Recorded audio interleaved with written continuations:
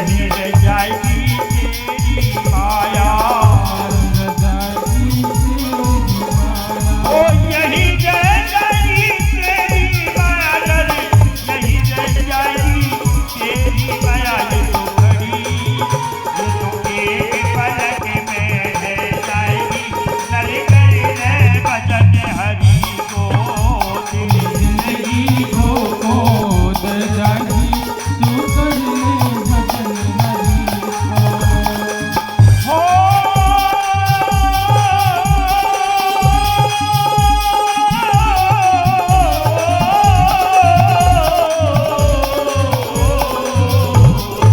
हो तेरी जिंदगी तुमको दे जाएगी, नर करे भजन हरि को, जिंदगी को दे जाएगी तू कर ले भजन हरि को।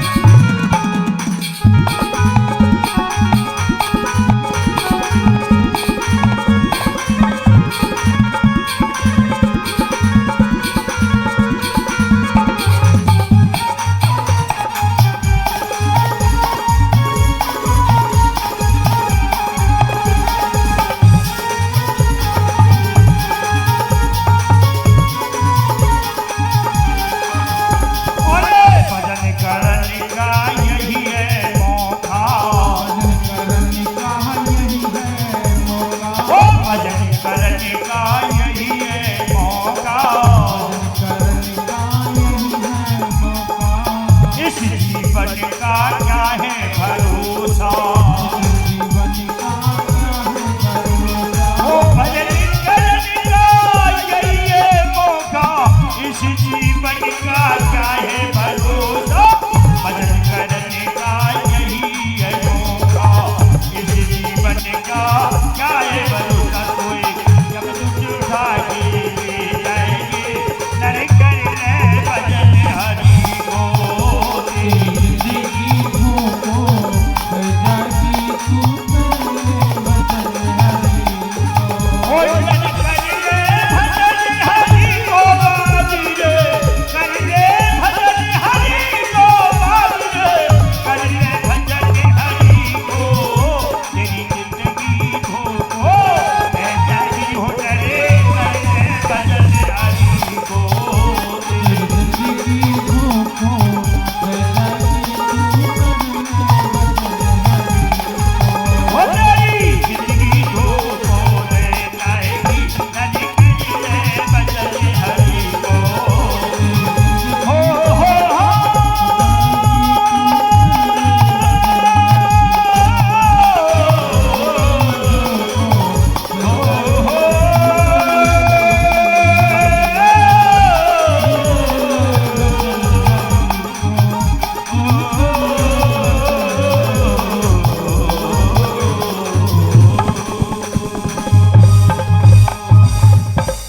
बोले भागवत महापुराण की, बोले बांके बिहारी लाल की जय, जय श्री राधे श्याम।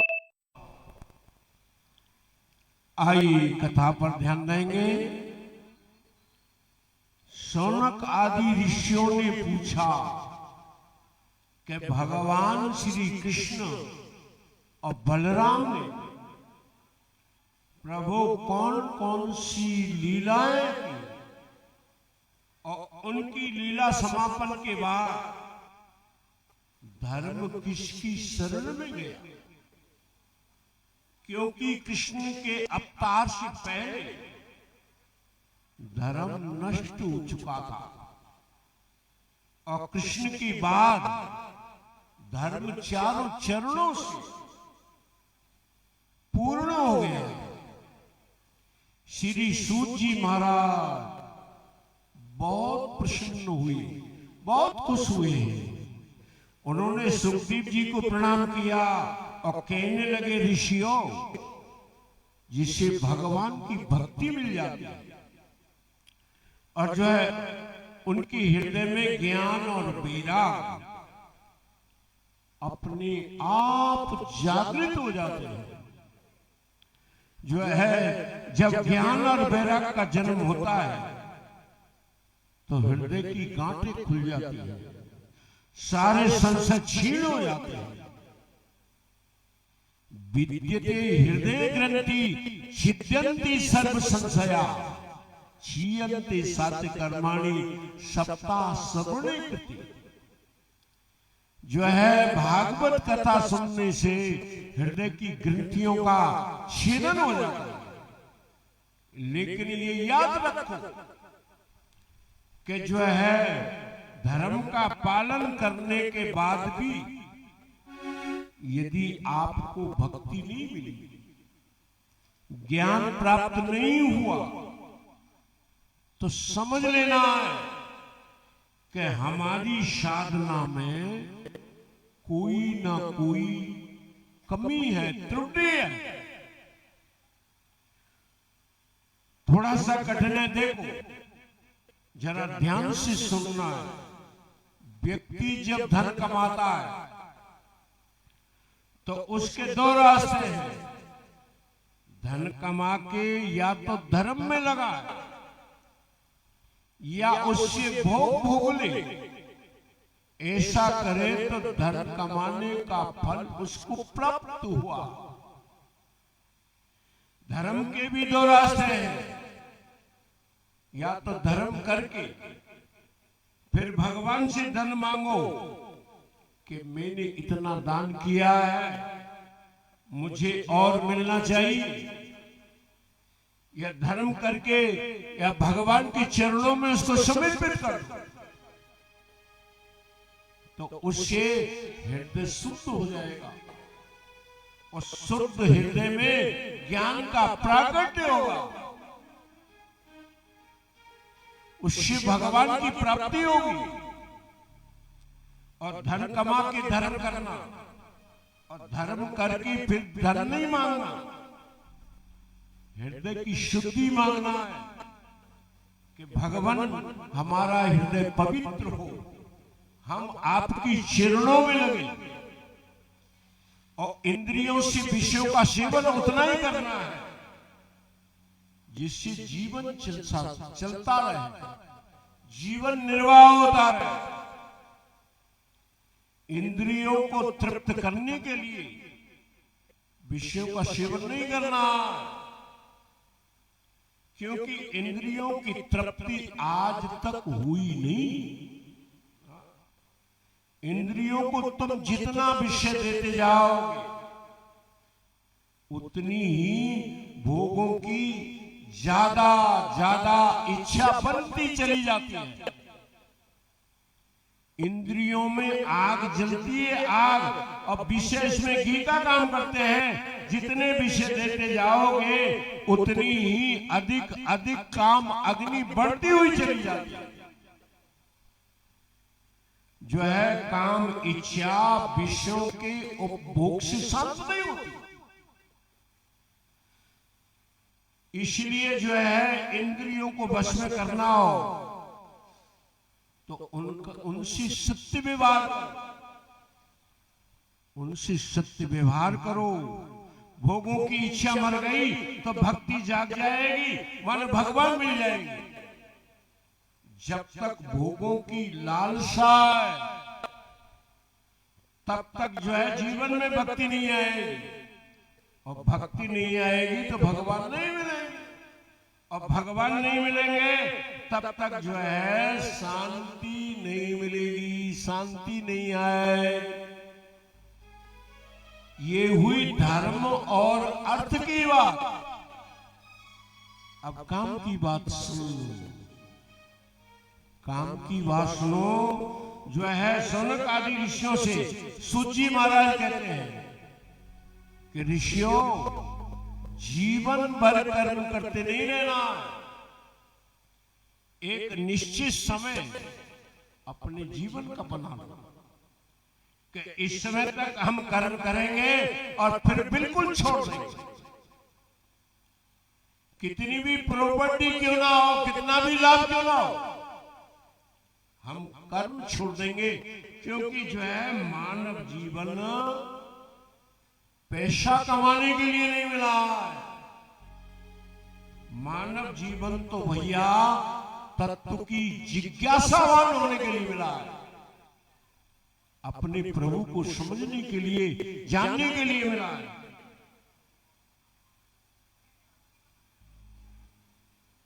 जो है ईश्वर को प्राप्त करने के लिए ये मानव जीवन मिला है। जब जिंदगी भर धन कमाते रहोगे, फिर ज्ञान प्राप्त करने के लिए समय कब मिलेगा?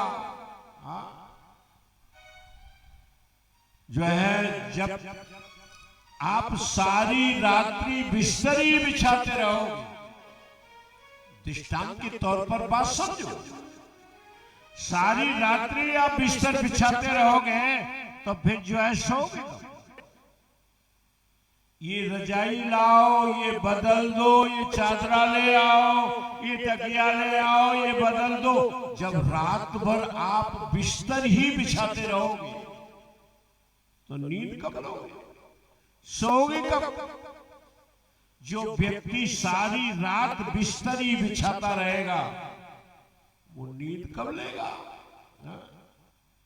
ठीक इसी प्रकार जो व्यक्ति सारी जिंदगी कर्म ही करता रहा, सुबह से उठा, दुकान पर चला गया, खेत पर चला गया, डेयरी पे चला गया, दुकान पे चला गया, नौकरी पे चला गया, और वहां से आए, घर में घुस गए, घर से निकले, फिर काम धंधे में लग गए। न सत्संग, न पूजा, न पाठ, न भजन, न तीर्थ, न स्नान न करो, तो व्यक्ति को जीवन में ज्ञान कब प्राप्त होगा बताओ? इसलिए कर्म के भी दो स्वरूप हैं। या तो जो है एक सीमा तक कर्म करो और फिर बिल्कुल छोड़ दो, और बचा हुआ जीवन सत्संग में लगा दो, परमात्मा की चिंतन में लगा दो। और यदि कर्म किए बिना रहा ही नहीं जाता तो एक सीमा के बाद जो कमाओ उसमें से कुछ हिस्सा परमात्मा के नाम से भी लगाते चलो। एक व्यक्ति ने हमसे पूछा, ऐसे पूछने वाले पुरुष महाराज बहुत कम मिलते हैं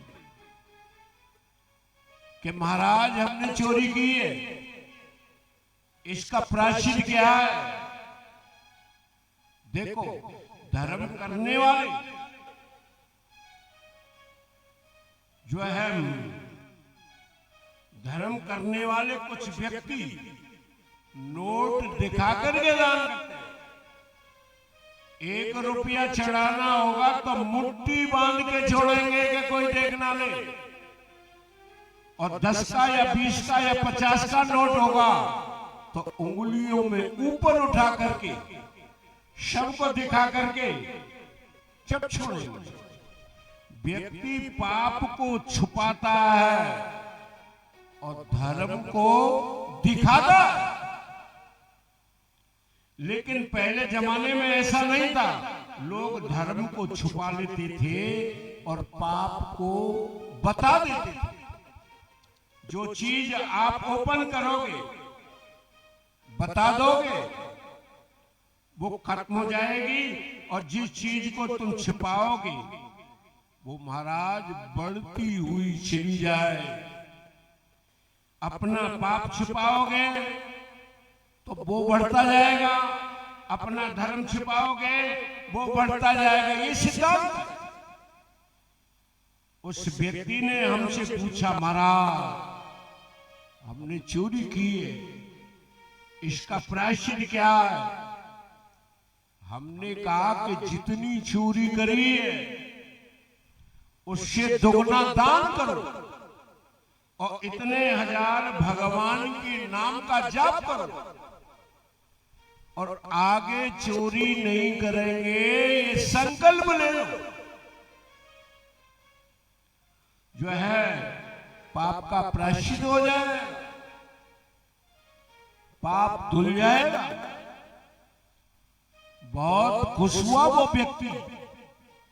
व्यक्ति के कर्म में महाराज कुछ ना कुछ पाप मिली होती है। और पाप वो चीज है जो बुद्धि के ऊपर कालिमा पूतती रहती है, लाइट को रोकती रहती है। इसलिए एक सीमा तक कर्म करो और इसके बाद सब छोड़ो और प्रभु के भजन संकीर्तन परोपकार में लग जाओ। अगर कर्म किए बिना रहा ही नहीं जाता तो फिर ये संकल्प ले लो कि जितनी भी जो है आमदनी होगी उसमें से कुछ हिस्सा परमात्मा के नाम से हम लगाते रहेंगे और किसी के साथ बेईमानी नहीं करेंगे। नहीं तो जो है कर्म छोड़ करके आ जाओ ईश्वर की ओर, अपने आत्मबल को जानने का खोजने का प्रयास करो। जो जीवन का मूल तत्व क्या है? वेदांती ब्रह्म कहते हैं, योगी उसे परमात्मा कहते हैं और भक्त उसे भगवान कहते हैं। यही जीवन का मूल तत्व है। इसे पाए बिना शांति नहीं मिलेगी। बोलिए वृंदावन में हरिलाल की जय।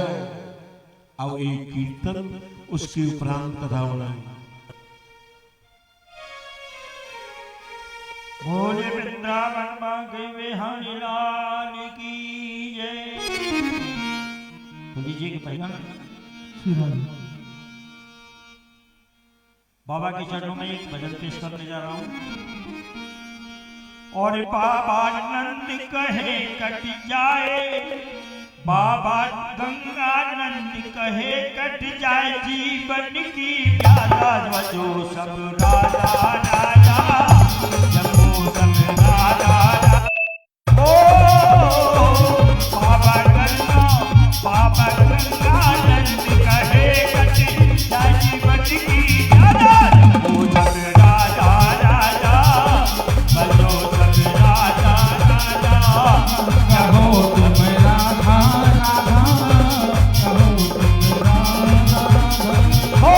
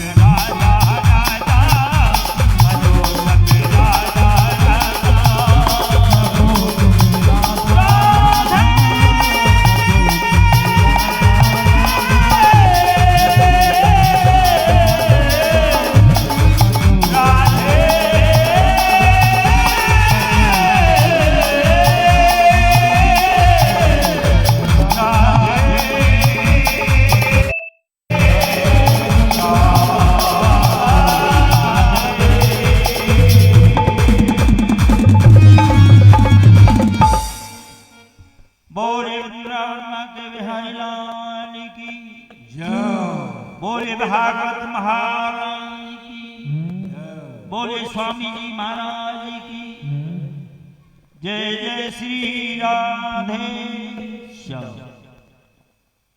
आइए कथा पर ध्यान देंगे। तत्व मूल परमात्मा को, तत्व मूल परमात्मा उसी कैसे जाना जाए,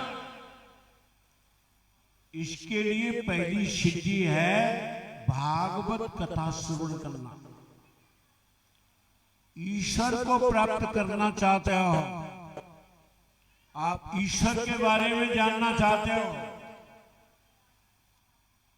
तो जो है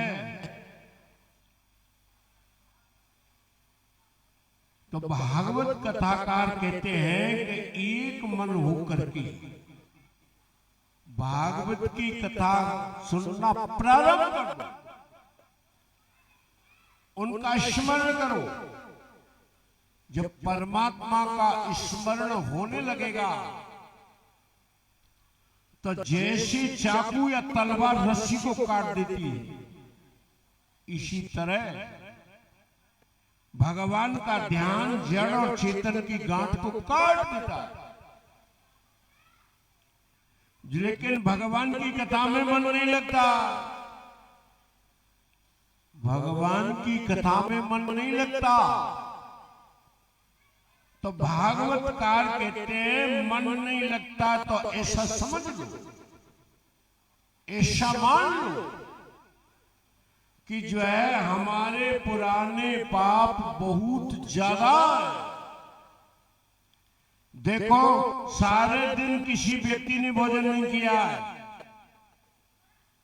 सामने थाली भी आ गई, उसमें मेवा मिष्ठान भी है,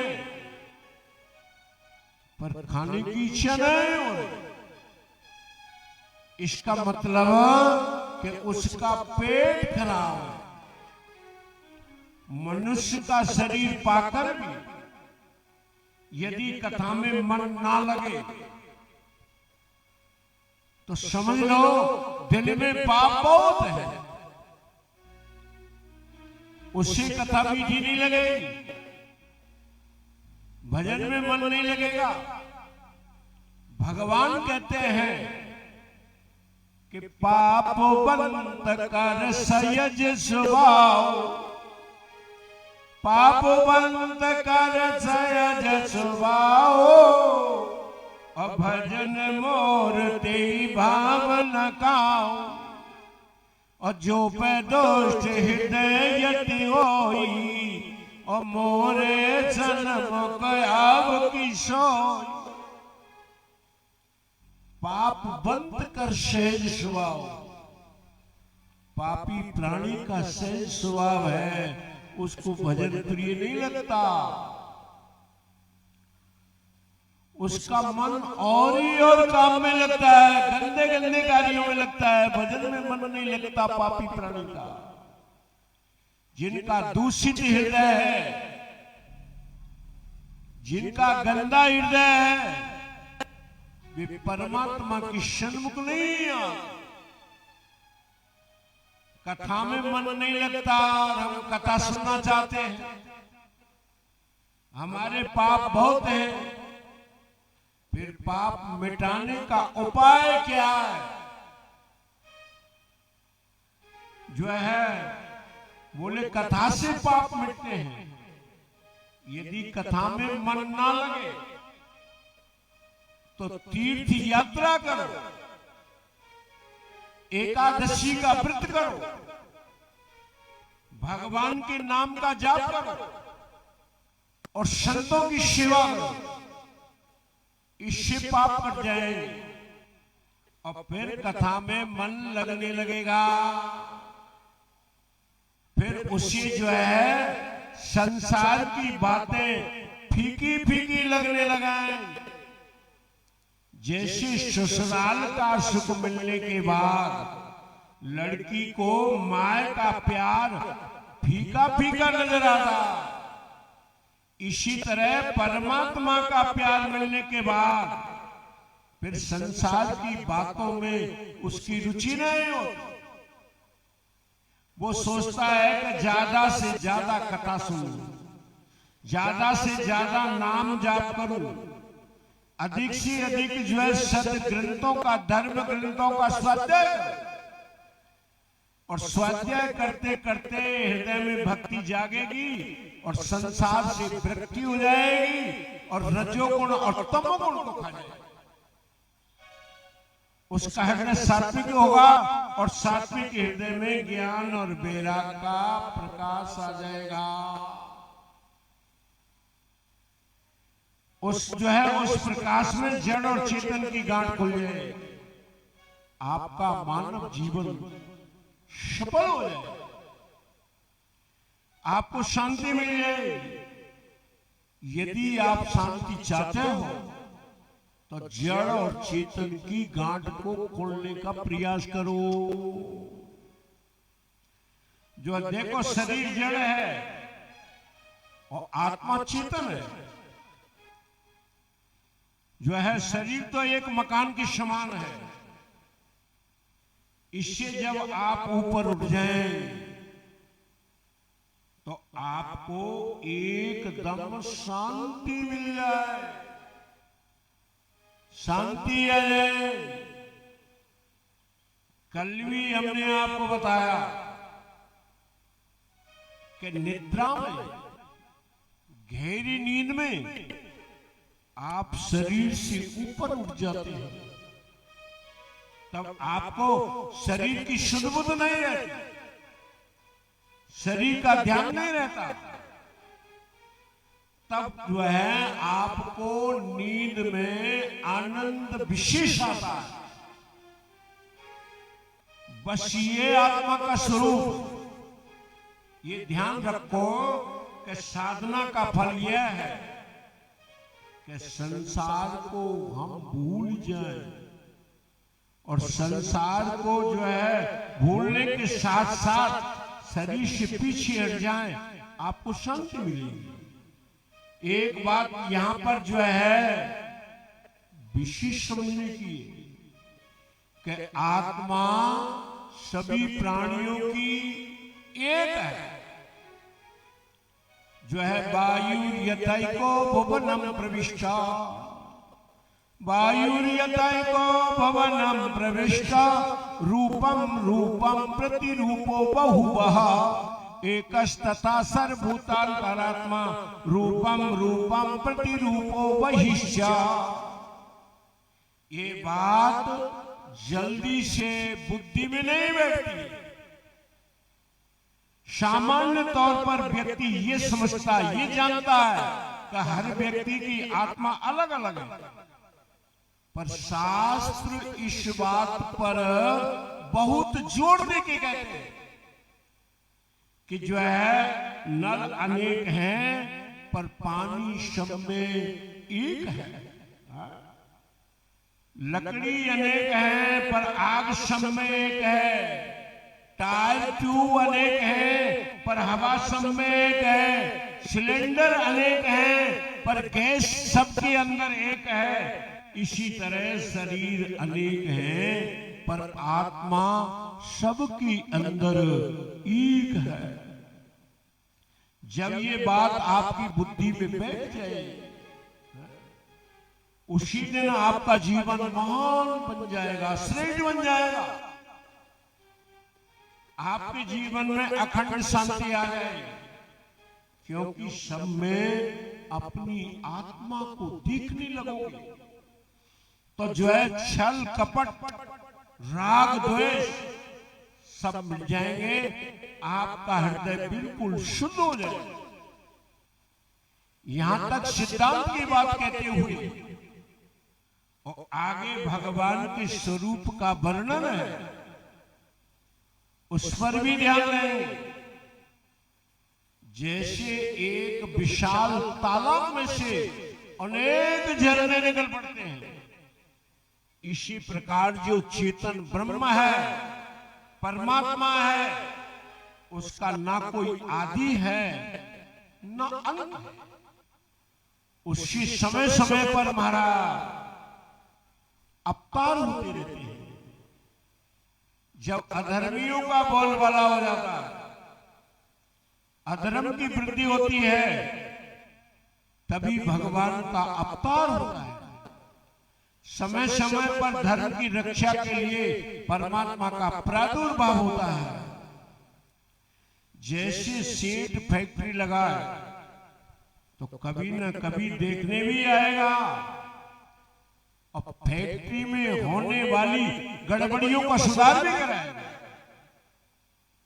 अनेक अवतार हुए हैं, पर भागवतकार कहते हैं 24 अवतार हमारे यहाँ प्रसिद्ध हैं।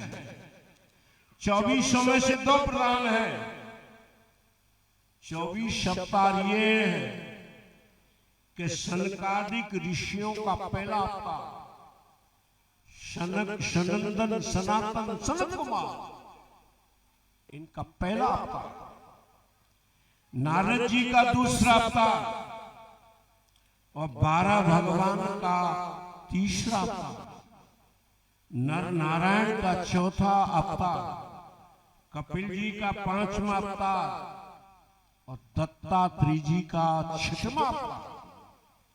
यज्ञ पुरुष का 7वां अवतार, ऋषभदेव जी का 8वां अवतार और पृथ्वी का 9वां अवतार और मत्स्य का 10वां अवतार।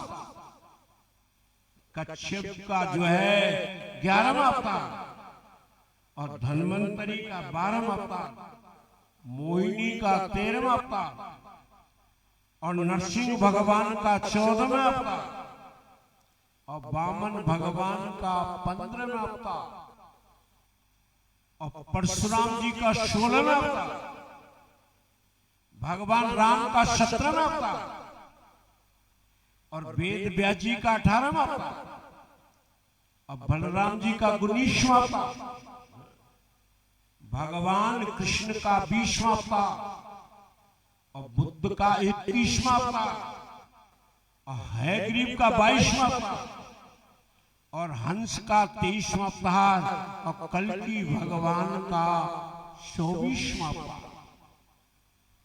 ये 24 अवतार हमारे यहाँ प्रसिद्ध हैं। यदि प्रातः काल और सायंकाल इनका ध्यान किया जाए तो दुख ग्रामात् विमुच्यते, व्यक्ति समस्त जो है दुखों से मुक्त हो जाता है। इन 24 अवतारों में से 2 अवतार पूर्ण ब्रह्म के अवतार हैं, भगवान राम और भगवान श्री कृष्ण। भगवान अवतार लेकर के नाना प्रकार की लीलाएं करते हैं। व्यवहार में लगता है कि भगवान में भी विकार है, लेकिन वास्तव में परमात्मा निर्विकार है, उसमें कोई विकार नहीं। जैसे आकाश हमेशा निर्विकार रहता है, यद्यपि सारी क्रिया आकाश के अंदर ही है, लेकिन आकाश में कोई विकार नहीं आता। ना ये आग से जलता, ना हवा से सूखता, ना तलवार से कटता। वायु में दुर्गंधी सुगंधी आती है, लेकिन थोड़े समय के बाद दोनों को छोड़ देती है। वो निर्मल की निर्मल रहती है। इसी तरह परमात्मा लीला करते हैं, वे स्थूल भी रहते हैं, वे साकार भी बनते हैं, लेकिन उनमें कोई विकार नहीं रहता। ये बात कथा सुनती सुनती और समझ में आती है। अब परमात्मा को समझना है तो अधिक समय तक कथा सुननी चाहिए। मनुष्य की जो बुद्धि है ना, ये तर्क प्रधान होती है। मनुष्य की बुद्धि में हमेशा तर्क उठते रहते हैं, जबकि जो है संशय आत्मा विनिश्चिति, और जो है उन संशयों की निवृत्ति भैया सत्संग सी हुआ करती है। तब होई है सब संशय भंगा, तब होई सब संशय भंगा, और जब बहुकाल करो सत्संगा, बहुत दिनों तक कथा सुनते रहो, आपके हृदय के जो है संशय निकल जाएंगे। शौनक आदि ऋषियों ने प्रश्न किया, गुरुदेव सुखदेव जी ने राजा परीक्षित को जो गंगा तट पर जो है कथा सुनाई थी, कृपा करके प्रभु हमें भी सुनाई। आश्चर्य तो यह है कि जिन ऋषियों के शरीर में लंगोटी भी नहीं थी, जो एक जगह ठहरते नहीं थे, वे 7 दिन तक कैसे बैठे रह गए। और परीक्षित जी ने जवानी में गंगा तट पर बैठ करके कथा कैसे सुनी। जवानी में तो व्यक्ति जो है धन कमाने में और भोगों में लगा रहता। जवानी में भी कोई व्यक्ति राज्य पाठ छोड़ करके और कथा में बैठ रहा है, इसका मतलब यह है कि उसकी परमात्मा कृत संस्कार बहुत प्रबल है। इन दोनों का संवाद कृपया करके प्रभु हमें सुनो। सूत जी ने कहा कि ब्रह्म नद्यम सरस्वत्या, ब्रह्म नद्यम सरस्वत्या आश्रमा पश्चिमे तटे सम्या प्रासिद्धि प्रोक्ता ऋषीणाम सत्र वर्णना। सूत जी महाराज कहते, ऋषियों द्वापर का अंत था और महर्षि वेद व्यास सम्याप्रास नाम के अपने आश्रम पर विराजमान थे। बद्रीनाथ से जो है ऊपर विराजमान उन्होंने चारों वेदों का विभाग किया, पुराणों की रचना की और 1 लाख श्लोक वाला महाभारत भी बनाया, लेकिन इनको शांति नहीं मिली। जीवन में शांति सबसे